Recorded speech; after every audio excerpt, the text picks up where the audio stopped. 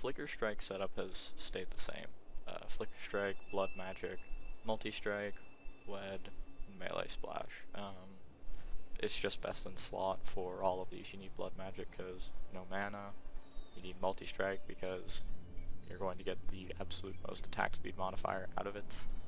Your Wed is just the single strongest damage you can throw onto this build, and Melee Splash is going to increase your clear speed and increase your ignite rate, which in turn increases your clear speed, and it's not going to really affect your single target all that much. So it really is just about as good as it gets. For a 6 length potentially, or for a better single target setup, you can run Fire Penetration.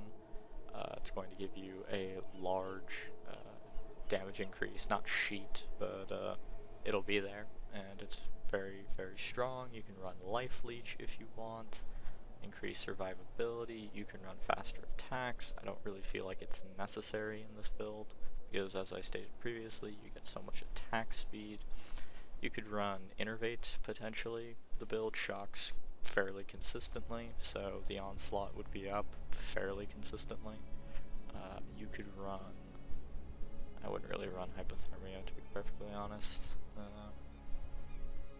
You don't really chill all that consistently with the 3 dragons. The lightning damage is kind of low.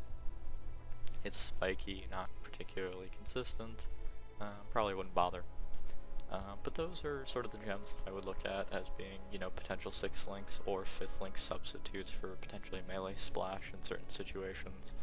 If you run like a dual 5 link and you want to run like a single target flicker, there really isn't much difference. It's just maybe take out Melee Splash and throw in something a bit stronger, a bit more defensive. That's about it.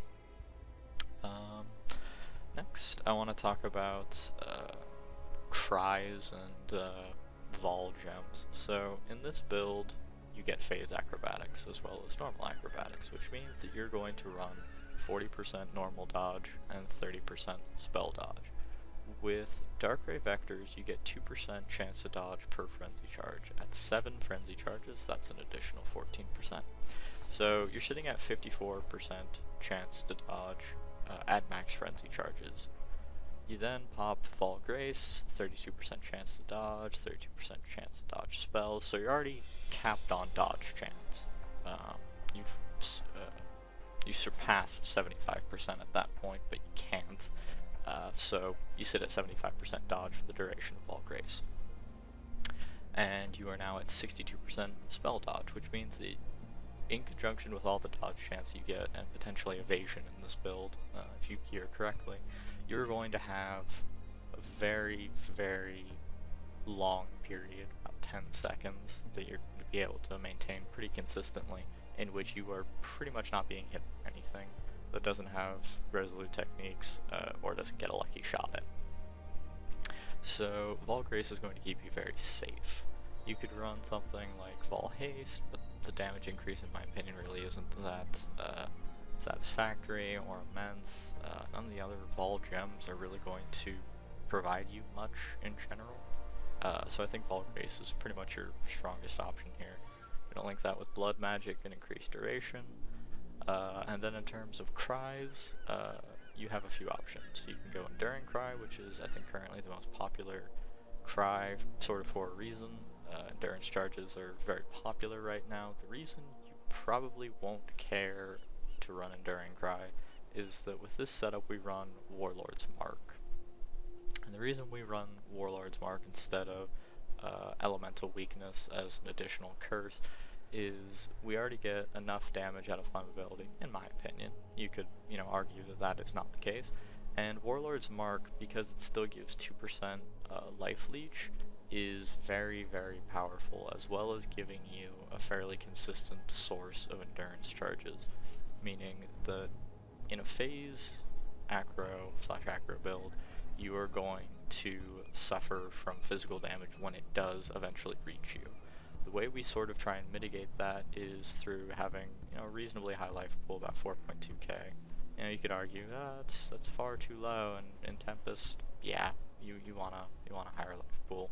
I can agree with that, but you can itemize around that better if you want to.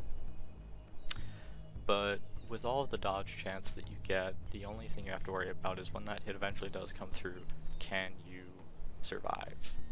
And with enough life, as well as endurance charges, potentially a granite flask that you can run, which is typically what I do run in this 5th slot, is a granite flask, and then topaz / ruby outside of that. That's pretty much all you have to worry about. So having a consistent source of endurance charges is nice to have, and you can run Enduring Cry if you feel like it is not consistent, but in my experience it typically is. So with that being said, I've chosen Rallying Cry. Abyssal Cry I don't feel is quite as good. Rallying Cry is going to give you additional damage. That's pretty much all you care about, is you get more damage. Then for auras, run Anger. You can run Wrath if you're not running 3 dragons. Herald of Ice, Herald of Thunder, standard Curse on Hit setup, you've seen it before. This build utilizes dual cursing, so we get Flammability and Warlord's Mark. As I said previously, you could switch out Warlord's Mark for Elemental Weakness. Flammability is chosen over Elemental Weakness because although you can split up your elemental damage a bit more evenly in this build, like Fire will always be your primary no matter what auras you end up running, but if you run Wrath and Herald of Thunder and Herald of Ice instead of Anger, then you're going to have less fire damage, more lightning damage, and elemental weakness will be slightly stronger. The reason you do not run it anyway is because Flammability gives the Ignite chance, which as I said before, is just very useful, and getting free additional Ignite chance that also synergizes well with the damage of the build is nice. Anger is also stronger as an aura simply because you're going to get more out of it with the passive choices and the gear choices, as we can see here. Increased fire damage, not increased elemental damage, so fire damage is going to be your best bet. And then lastly, just a movement skill, Leap Slam, Blood Magic, Fortify, and Faster Attacks. Pretty standard setup. Now if you get like a red slot, you know, here in your gear somewhere, you can throw in Flame Golem. I was running around with Flame Golem with like Blood Magic on him, and I honestly just found it kind of annoying to keep up in, you know, sort of higher level maps. He dies pretty consistently, and it's, you know, it's nice, 19-20% extra damage. You know, why not? But I don't know, the upkeep was just kind of bugging me, so I dropped him. But it's there if you want it. In terms of golem choices, it's either Flame or Chaos. You don't care about Ice because the build is RT and non-crit, so it doesn't really benefit you in any way, shape, or form. Plus, it dies so much faster than the other two. It's really kind of annoying. Chaos Golem's a good option, though.